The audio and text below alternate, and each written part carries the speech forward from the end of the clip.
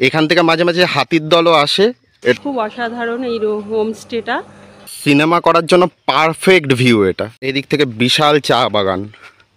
নমস্কার, আমি তপতিস kitchen and ব্লগের আরেকটি ব্লগে আপনাদের সকলকে অনেক অনেক স্বাগত এবং অনেক অনেক ভালোবাসা জানিয়ে আজ একটু ঘোরার ভিডিও নিয়ে চলে এলাম আপনাদের সকলের সামনে। তো আজ আমি তুলে ধরব ডুয়ার্স ভ্রমণের যে 3 দিন আমরা ডুয়ার্স ভ্রমণ করেছিলাম, ওই 3 দিনের প্রথম দিনে কিভাবে গেলাম এবং কোথায় উঠলাম সেইটুকুই আপনাদের সামনে আজ তুলে ধরছি। পরপর আমি কোথায় ঘুরলাম, কিভাবে ঘুরলাম সবটুকুই আপনাদের সামনে তুলে ধরব। তো আমরা ট্রেনে কলকাতা থেকে আগরতলা স্পেশাল একদিনই ট্রেনটি কিন্তু একদিনই ছাড়ে কলকাতা থেকে। তো সেই ট্রেনে আমরা চলে গিয়েছিলাম ডুয়ার্স এবং নিউ জলপাইগুড়ি স্টেশনে নেমে স্টেশন থেকে আমরা প্যাকেজ ট্যুরে গিয়েছিলাম, ট্যুর ইন্ডিয়া প্যাকেজ। আমার বাড়ি হালিশহর, যেহেতু হালিশহর থেকে ট্যুর ইন্ডিয়া প্যাকেজের সঙ্গে আমরা গিয়েছিলাম। তো নিউ জলপাইগুড়ি থেকে আবার বাই কারে আমরা পৌঁছে গেলাম green touch Dooars eco resort হোমস্টেতে। তো ওখানে গিয়ে পৌঁছালাম, তখন আমাদের বাজে ট্রেনটা লেটই ছিল, তো সম্ভবত এই 10:30 11টা হয়ে গেছিলো পৌঁছোতে। তো তারপরে আমরা প্যাকেজে ছিলাম মোট 17 জন। তো 17 জন আমরা একে একে সব রুমে পৌঁছে গেলাম। তো আমি তো পৌঁছে ট্রেন থেকে নেমে একটু ক্লান্তি ভাব লাগছিল, যেহেতু নাইট জার্নি হয়েছে। তো রুমে চলে গেলাম। তো আমার ছেলে, আমি রুমে ফ্রেশ হচ্ছিলাম, তখন আমার ছেলে এই হোমস্টেটের ক্যামেরাবন্দি করেছে, সেটুকুই আপনাদের সামনে এখন তুলে ধরছি।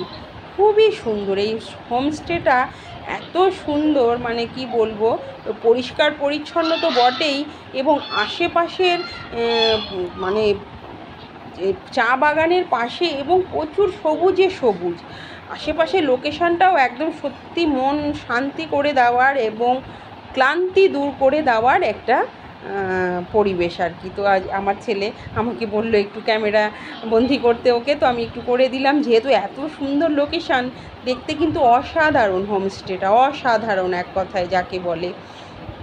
তো আমি এবারে একটু ভেতরে গিয়ে ফ্রেশ হব। তো আপনারাও একটু দেখুন হোমস্টেটা, আশা করি আপনাদের ভালো লাগবে। আর আপনাদের যদি মনে হয় এই ডুয়ার্সে আসবেন এবং এই গ্রিন টাচ ডুয়ার্স ইকো রিসর্টে হোমস্টে করবেন, অবশ্যই এখানে ফুডিং লজিং সব কিছুর খুব সুব্যবস্থা রয়েছে। আমরা তো প্যাকেজ ট্যুরে গিয়েছি, আমাদের প্যাকেজই আমাদের সমস্ত অ্যারেঞ্জ করেছে। তো দর্শন করুন, আশেপাশের লুকটা অসাধারণ, অসাধারণ এক কথায় যাকে বলে। এই পুরো একদম এখান থেকে শুরু হয়েছে, পুরো একদম হোমস্টে পরপর কতগুলো রয়েছে সেটা কিন্তু আমি কাউন্ট করিনি, আমি বলতে পারবো না। এই যে এটাতে আমরা ছিলাম, এই রুমটাতে আমরা ছিলাম। এই যে আমার হাজব্যান্ড রেডি হয়ে বাইরে একটু বসলো, যেহেতু আমাদের এখন জঙ্গল সাফারি আছে। তো রুমে চলে এলাম, এটা হচ্ছে আমাদের রুম। তো আমার হাজব্যান্ড এসে বসে পড়েছে। তো সত্যি খুব অসাধারণ এই হোমস্টেটা।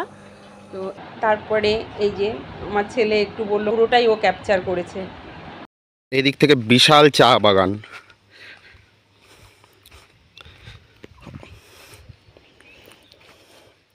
চায়ের পাতা দেখো, এখনো পরিপূর্ণ হয়নি এই চায়ের পাতাগুলো। উপরের যে ছোট ছোট নরম নরম পাতাগুলো রয়েছে থাকে, সেগুলো সব তুলে নেওয়া হয়েছে।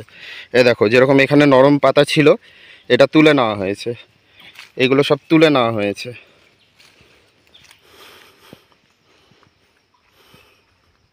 অসাধারণ ভিউ এবং সিনেমা করার জন্য পারফেক্ট জায়গা।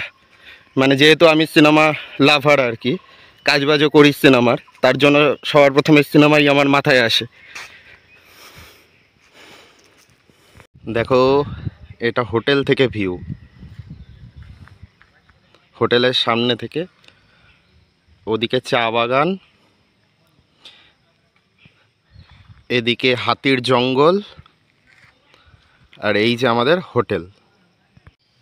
সিনেমা করার জন্য পারফেক্ট ভিউ। এটা ভূতের সিনেমা হতে পারে, প্রেমের সিনেমা হতে পারে, হ্যাঁ, একদম পারফেক্ট জায়গা সিনেমার জন্য। ভবিষ্যতে যদি কোনোদিনও চান্স পাই, এখানে আমি সিনেমা করবই করব।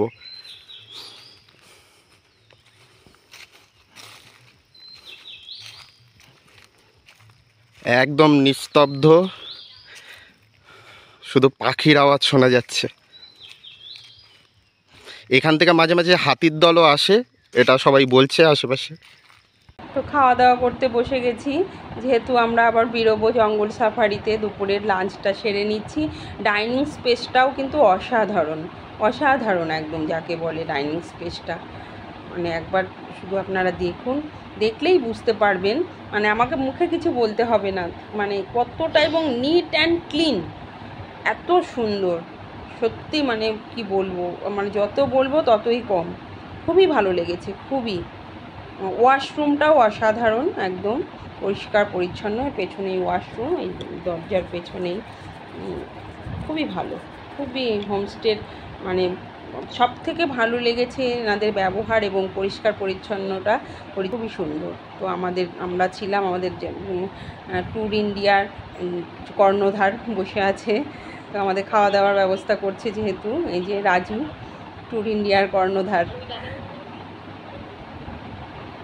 আর সবাই এই যে আমাদের সঙ্গেই আছে, এরা খাওয়া দাওয়া করছে। একে একে সবাই খাওয়া দাওয়া করে সবাই বেরিয়ে পড়ব।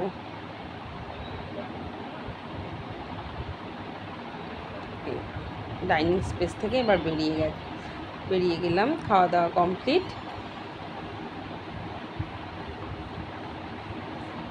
ডাইনিং স্পেসটা একবার দেখুন, দেখলেই তো মন শান্তি। যে খাওয়াটা পরের কথা, আমরা কি চাই, একটু পরিষ্কার পরিচ্ছন্ন যে থাকবে ডাইনিং স্পেসটা, রুমটা, হ্যাঁ, এবং চারিপাশটা, সেটাই একদম এই গ্রিন টাচ ডুয়ার্স ইকো রিসর্টে আমি দেখলাম। তো আবার কন্টিনিউ করব, দেখা হবে খুব শিগগির জঙ্গল সাফারির ব্লগ নিয়ে। ততক্ষণ আপনারা সবাই খুব ভালো থাকুন, টাটা।